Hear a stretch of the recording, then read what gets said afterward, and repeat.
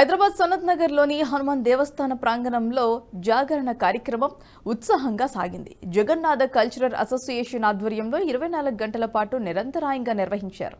ఈ కార్యక్రమంలో భక్తులు పెద్ద ఎత్తున పాల్గొన్నారు.